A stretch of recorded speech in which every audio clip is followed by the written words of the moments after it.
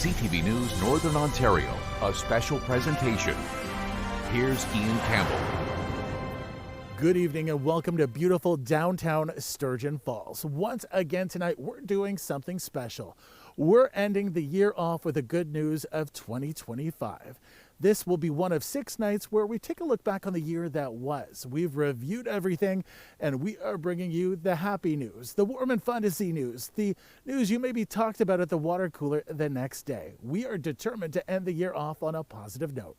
Whether it was a group of Laurentian students achieving new robotic heights on the international stage, the world's largest Nanaimo bar, Yum, or maybe it was a new life for Sudbury's historic Bell Mansion. There was a lot to see. Check this out.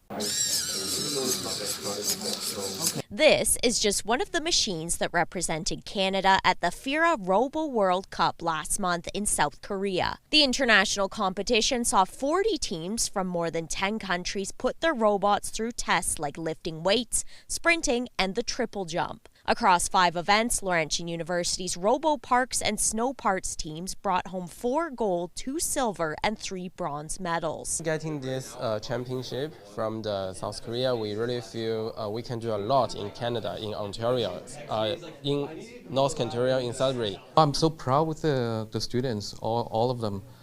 They chipping times, weekends times, hours into making this happen.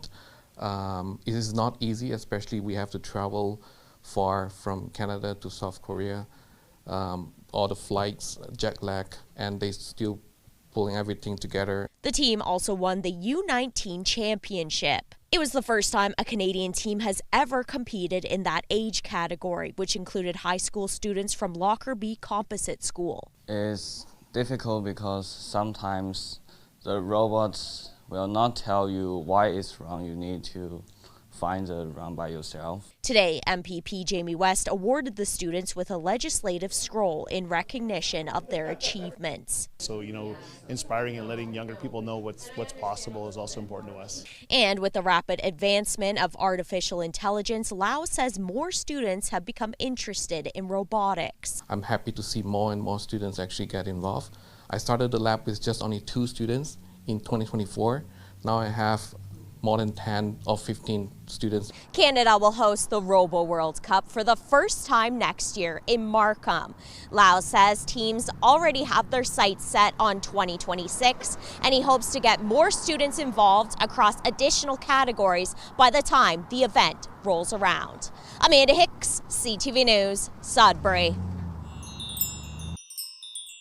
It's been 5 years to the day since the largest Nanaimo bar record was mailed to them from Guinness World Records. And now that same family is more than doubling the size of their last Nanaimo bar today. So 5 years ago, we made a 530-pound Nanaimo bar, and we went through Guinness and we got the official world record. And this year, 5 years later, we decided to do a 1,200-pound Nanaimo bar record just to celebrate Canada Day. While the family still officially holds the record for the world's largest Nanaimo bar, they wanted to try again this year to hit 1,200 pounds, because 12 is the average age of all 5 kids who made the bar. However, they have no plans on submitting it to Guinness this year, as they hope others will have a chance at beating their original submission. It makes me feel really good because we're doing it again. 5 years ago, I didn't really remember anything, so I got to remake it and double it. This Nanaimo bar took 1 full day of baking time and approximately 2 weeks to plan. And it just shows how much, if 5 kids put their mind to something, you could do almost anything. I really think that youth can make big differences. Like 5 kids making a 1,200-pounder to give back to youth, that's so inspirational. It's just a really great opportunity that gives back. They've been working with schools and other organizations to fundraise with Fudge, but they're hoping to take it one step further with this Nanaimo bar. So we chose 3 charities to donate to. One of them is NOFCC, or Northern Ontario Families of Children with Cancer. Then the other is Yo-Yo, so Youth Offering Youth Opportunities, so which offers tennis programs, roller skating, soccer. And then the third is the Onaping Falls Legion, because they really help out a lot with youth and offering opportunities for youth. When asked if they would bake any other world record food items, Probably not. pieces of the world's largest Nanaimo bar will be on sale this Canada Day at Science North. Madison Marier, CTV News, Sudbury. After 57 years, Bellrock has a new owner. Sudbury-based Devla Properties bought the 8,000 square foot building and 2.1 acres of land. No one was available for an interview, but a statement in part says, "Our team is deeply committed to the preservation and respectful restoration of this landmark." While the developer's plans are in the preliminary stages, officials say maintaining the Bellrock Mansion's integrity, ensuring that its story continues to stand proudly within our city's historic landscape, is part of their vision. Previously owned by Laurentian University, in a news release, the school says it sold the property for $1.25 million. LU's president saying in a statement, "Our hope was to be able to transfer this property to someone who can carry forward the legacy of the Bell Mansion, engage with local cultural and community groups, and honor the history of this important Sudbury landmark. We are pleased to have realized this with the new owner." Proceeds will be used to support the ongoing renewal of the school's facilities. The building has structural issues. A heritage designated building with some structural issues is a little bit more complicated than your regular building that might require some work. So I do believe everybody was informed, and some people felt they could take that on, and others felt it was just too much. Built in 1907 by William and Catherine Bell, the Bellrock property is a historical site designated under the Ontario Heritage Act. That means the new owner must get written consent from the municipality for any changes. The city had previously said it would uphold the status of Bell Mansion as a historical site. Angela Gamble, CTV News, Sudbury.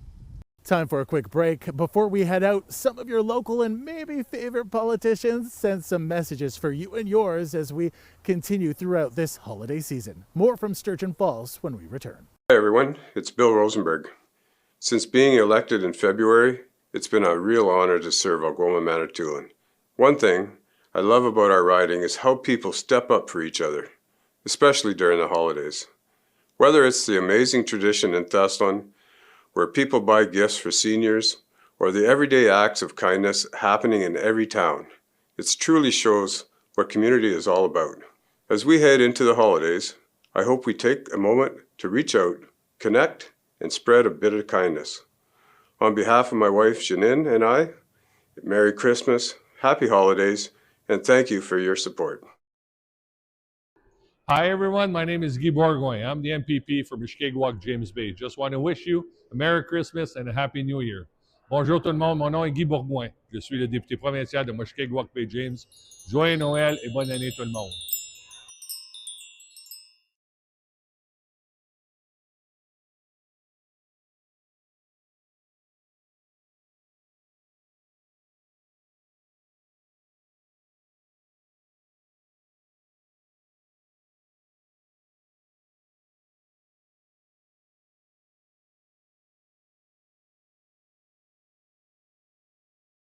Welcome back. Well, if you just joined us, we are in downtown Sturgeon Falls taking a look back on the good news of 2025. And there was a lot to talk about.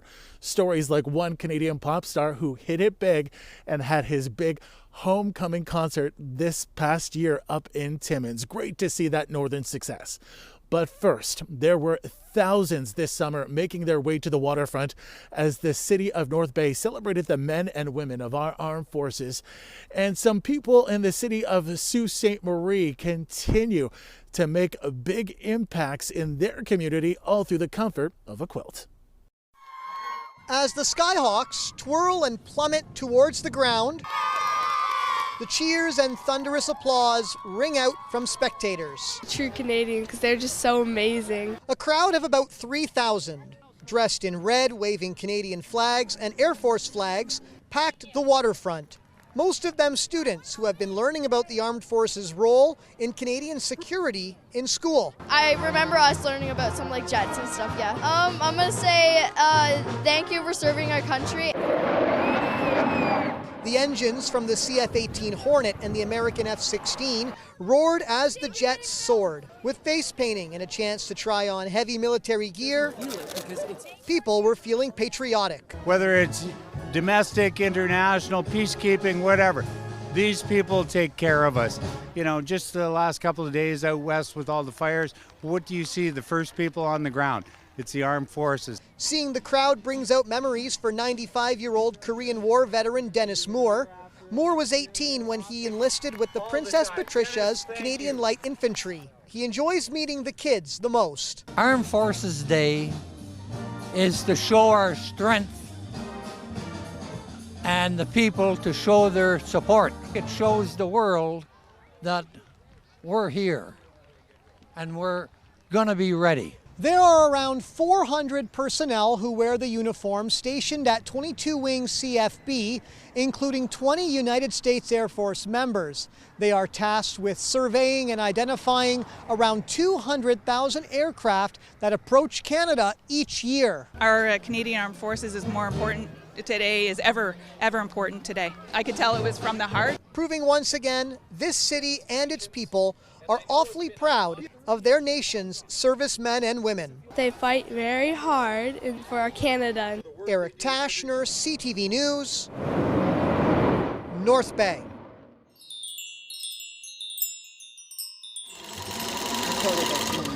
For over 30 years, Sioux sewing savants have gathered monthly to work on their craft in a social environment with the Stitches from the Heart Guild. I'm fairly new with the Guild, and I've just enjoyed starting to meet the ladies and getting involved more so that I meet more people, and it's a really good group of ladies, and I just love that they share their ideas and their knowledge and creativity. The group has been creating comfort quilts for decades for those who are going through life-altering situations like a health diagnosis or a move to long-term care. The Guild supplies the fabric and has an efficient system of pattern arrangement, stitching, and sewing that's allowed them to donate exactly 2,000 of the comfort quilts. As we work on these quilts, it's warming our hearts. We're working in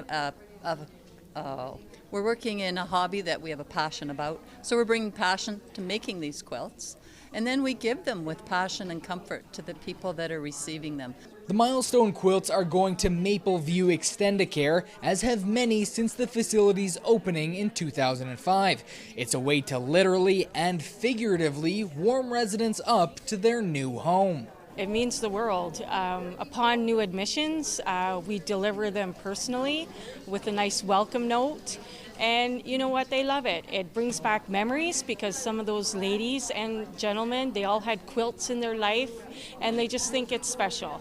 Creating these comfort quilts is not just for members of the Stitches from the Heart Quilt Guild, and anyone can register to join. They meet the second Wednesday of each month here at the Bay Street Active Living Center. Info on joining can be found on the Guild's Facebook page.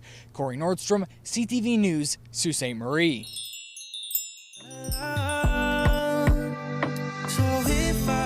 Breakthrough pop star Preston Pablo is coming home to Timmins. The five-time Juno Award nominee is known for his chart-topping songs like Flowers Need Rain, Dance Alone, and One Last Song. Hey, how do you move like that?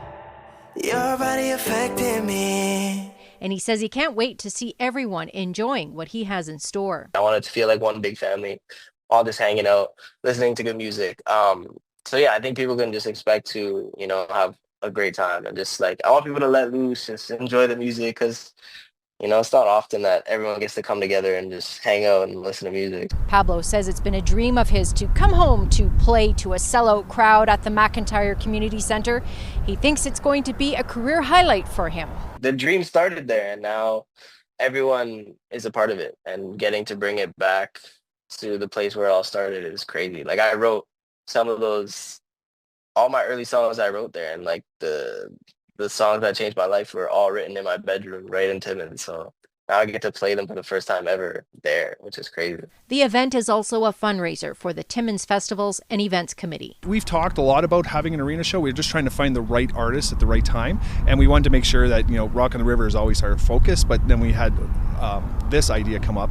Rock on the River takes a lot of our time away from everything, so we were able to get this done with the amount of board members that we have now, and we were able to push this through, and then obviously with the help with Preston coming on board. Pablo will spend the next 2 weeks rehearsing for his hometown performance, a concert which will feature some dancers and new music. It's similar to a lot of the music I put out, but it's definitely a lot more fresh. It's definitely a lot more mature. It's more confident.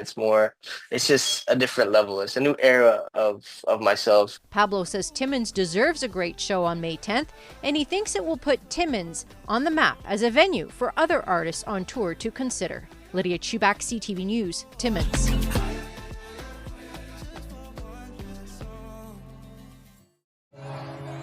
And we can tell you after Lydia's report, Pablo's homecoming concert was in front of a sold-out crowd inside the MAC. The 24-year-old sang all of his hit songs, including his breakout and fan favorite from 2022, Flowers Need Rain. He won the Juno Award for Breakthrough Artist of the Year in 2023. He's so talented. Glad to see he's having all the success he deserves right now. There's more good news to come, including one heartwarming story about how a local family turned their personal tragedy into something positive. There's more good news to come after this.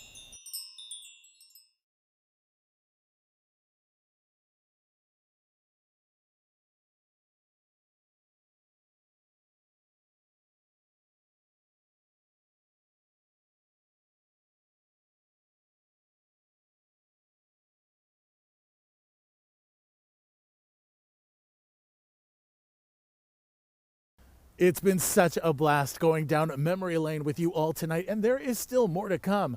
Stories like one Sudbury skydiving senior who looked to ring in her birthday in absolute epic style.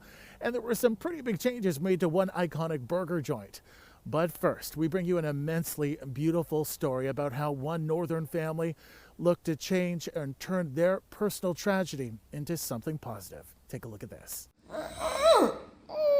Despite facing significant health challenges throughout her life, Angèle Labelle was described as a vibrant presence known for her resilience and joy.